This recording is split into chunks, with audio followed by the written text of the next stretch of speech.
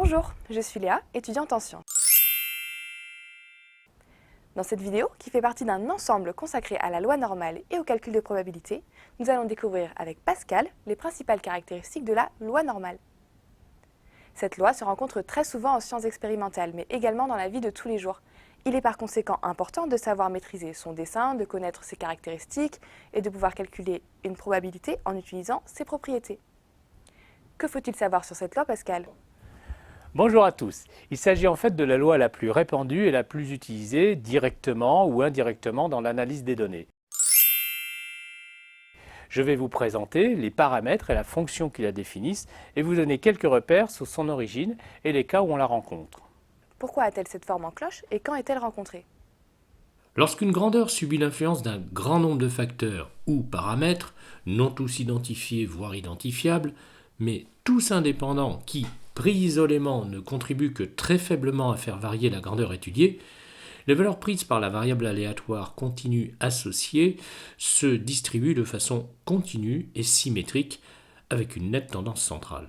La loi ainsi obtenue est une loi normale qui a la forme d'une cloche et qui est caractérisée par l'espérance et l'écart-type de la variable aléatoire continue qu'elle décrit. C'est ce qui se passe dans le cas de la fabrication d'une pièce en plastique entrant dans la composition d'un boîtier d'un appareil électroménager. Si l'on s'intéresse à son diamètre, nous le concevons, ce diamètre dépend d'un grand nombre de paramètres indépendants pour ne citer que de la machine qui les fabrique, du réglage de cette machine, des ouvriers qui opèrent dessus, de la cadence de fabrication, de la qualité de la matière plastique qui est utilisée, mais aussi de la température, de l'humidité ambiante, de la quantité de matière réellement prélevée, etc., etc. En conséquence, il n'est pas étonnant que le diamètre des pièces fabriquées en une année dans l'usine suive en pratique une loi normale. Alors admettons que le cahier des charges impose que le diamètre des pièces soit compris entre 9,25 et 10,75 mm. Eh bien, nous voyons que cette machine est relativement bien réglée, ou du moins que la fabrication s'opère relativement bien, puisque très peu de pièces passent au rebut. Nous voyons que nous avons très peu de pièces qui sont fabriquées à l'extérieur des limites indiquées en rouge, qui marquent la tolérance de fabrication, et donc que très peu de pièces ne seront pas montées sur l'appareil électroménager.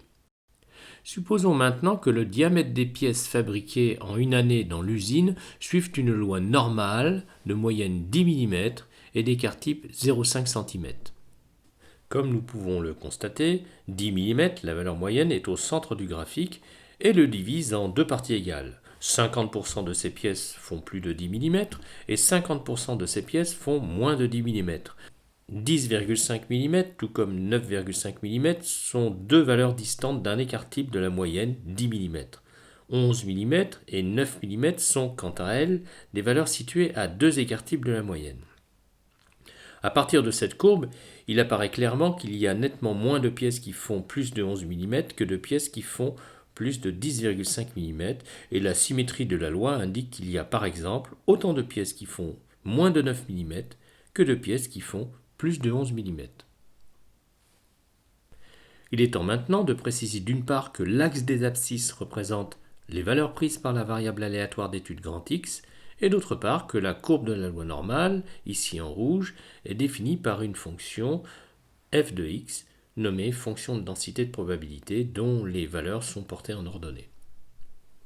Comme vous pouvez le constater à l'aide de ces pointillés, la loi normale est symétrique par rapport à son espérance que nous appellerons mu.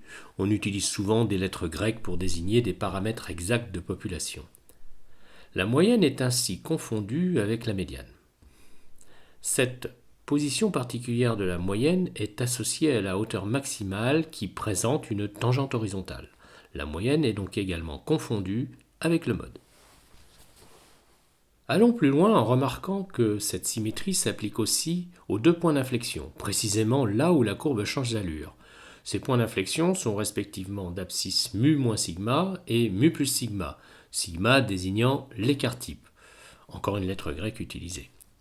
Nous avons donc ici une visualisation sur une courbe continue de l'écart-type de la distribution associée à la grandeur grand X. Ceci aide à comprendre que les valeurs de mu et sigma apparaissent dans l'expression de la fonction de densité de probabilité, contribuant ainsi à la forme dite de courbe en cloche. Rien en fait n'est laissé au hasard. Ainsi, la hauteur maximale est inversement proportionnelle à l'écart-type, comme le montre la valeur figurant en rouge.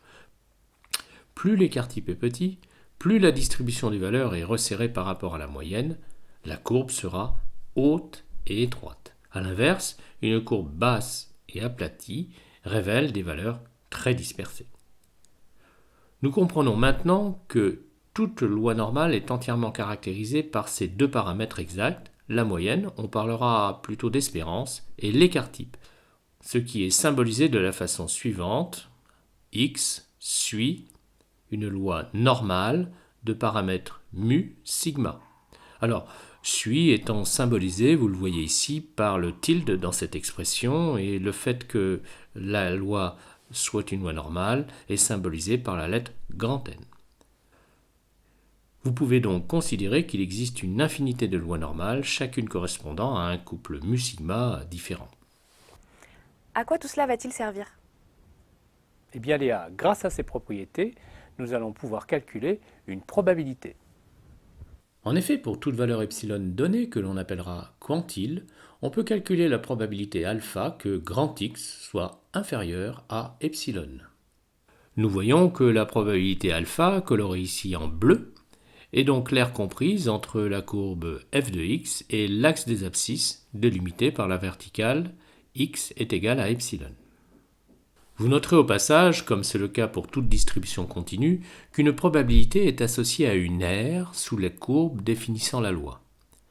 Nous sommes donc prêts à introduire la fonction de répartition qui n'est autre que la primitive de la fonction de densité de probabilité et qui peut donc s'écrire f de petit x est égal à la probabilité que grand X soit inférieur à petit x, c'est-à-dire l'intégrale de moins l'infini à petit x des f de x dx. Voici sa représentation graphique. Il peut parfois s'avérer utile de la connaître.